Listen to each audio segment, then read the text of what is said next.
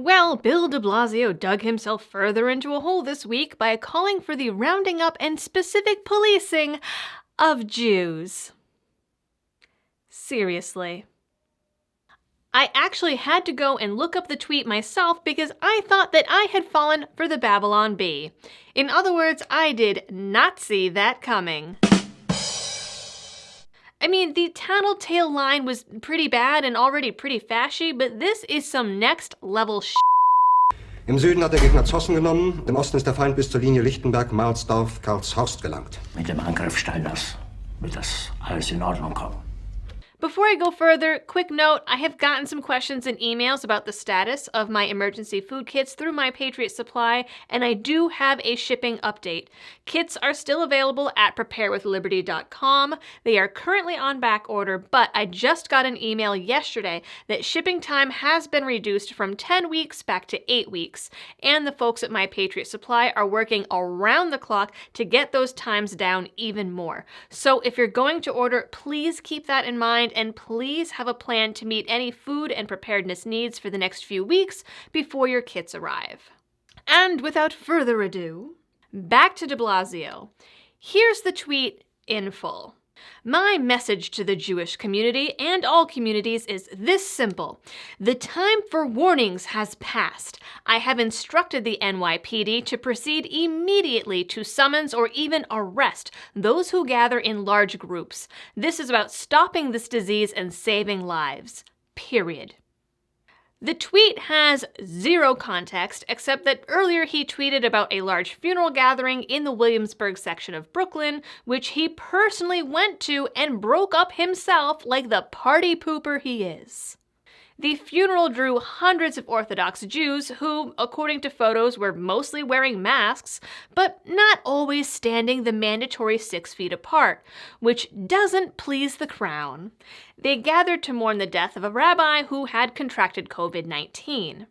According to the New York Times, there have been other incidents of police breaking up Jewish weddings and funerals. Religious services of all types have been canceled in New York, and despite a couple of these previous incidents, funerals have largely been held over live stream. But this particular rabbi was apparently a very special and revered member of the community, so a synagogue came up with a plan to close down a few of the streets so that mourners could walk the coffin through the streets while maintaining social distancing guidelines. They even provided masks to anyone who came without them. And bonus points, the New York police knew about the funeral ahead of time and didn't move to stop it. According to the synagogue, more people came than expected, but they did their best to maintain guidelines until police showed up. One video of the event as it was unfolding largely centers on a very loud police car, but pans of the crowd show a bunch of people doing their best to social distance. Allegedly, the photos of the big crowds going around media is due to the chaos that happened after the cops and de Blasio showed up. And after the cops basically started trying to herd people like cattle. Meanwhile, in another part of town, thousands of New Yorkers failed to social distance for a full 45 minutes at a city-sanctioned air show, but that was okay because the government organized it. No cops showed up and broke up that one, even though it took place longer than the funeral. Verdammte Generalität ist nichts weiter als ein Haufen! Führer, ich kann nicht zulassen, dass die Soldaten, die für Sie was Sie da sagen, ist ungeheuerlich.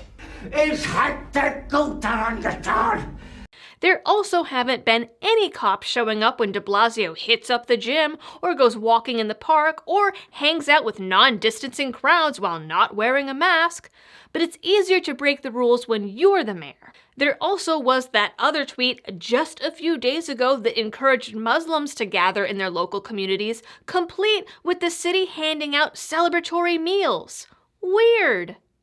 On Wednesday, de Blasio told the media that he was sorry if anyone was hurt by it, because he chose to single out an entire religious and ethnic group with a pretty sordid history of being singled out as an act of love, rather than tyranny and fascism. Ultimately, he said he has no regrets. That's my credo, no regrets. Mm-hmm. You have no regrets? No. Like not even a single letter? No way, not me.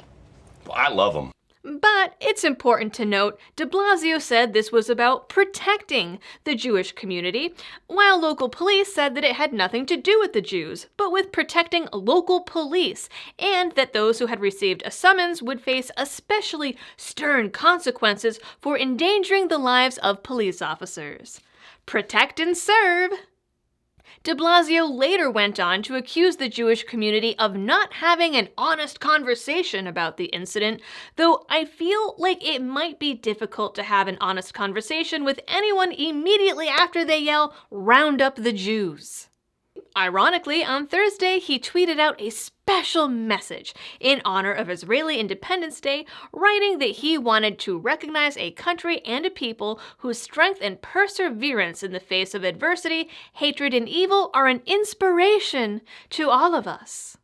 Sweet backpedal, bro. Now, it is true, also according to the Times, that the Hasidic Jewish population in New York has been hit especially hard by the virus. Spokesmen say this is due to large multi-generation families and a reliance on local religious authorities and rituals, as well as a general distrust of state authorities. On that one, I can relate. According to one professor at Dartmouth College, the current coronavirus lockdowns have brought up troubled memories of past times of oppression for this community, in particular, and some businesses and religious institutions have taken to posting signs in Yiddish, basically using the language as a code to tell people about hours, prices, and hidden entrances. There's also rumors going around that there are small underground religious classes and meetings happening. This brings up some interesting questions about the government not only limiting free assembly, but also the practice of religious services. Freedom of assembly and freedom of religion are generally recognized as basic human rights, at least in the US. But if someone like de Blasio can just decide that that's no longer the case, then we get into the dangerous territory of the government turning basic rights into privileges. There is then, of course, the age-old question of dangerous freedom versus safety and security. You guys probably know where I stand. If a community as a whole engages in informed consent to attend a funeral, who is the mayor and police to stop them? If the community as a whole has decided to accept the risks and largely doesn't interact with anyone outside the community, isn't that their choice? Meanwhile, other New Yorkers are having trouble even getting the bodies of deceased loved ones out of their homes. One woman, Tammy Treadwell, went viral after speaking out about the fact that the city told her she would have to keep her husband's remains at home for up to 3 days before the body could be retrieved. The family was forced to surround his body with bags of ice until they could find a funeral home over state lines that would take him. This is absolute insanity. Going forward, de Blasio says that anyone caught violating social distancing guidelines in any way will be arrested. One thing is for sure, I sincerely doubt de Blasio or any other politician could have replicated this tweet with any other religious or ethnic group without being absolutely destroyed by the media. That is today's Liberty-related news. Please don't forget to like, share, and subscribe. Don't drink the de Blasio Kool-Aid. And if you like my channel and want to help support it in other ways, there are a list of partners and support options down in the description. As always, thanks for tuning in and helping me to spread the message of liberty.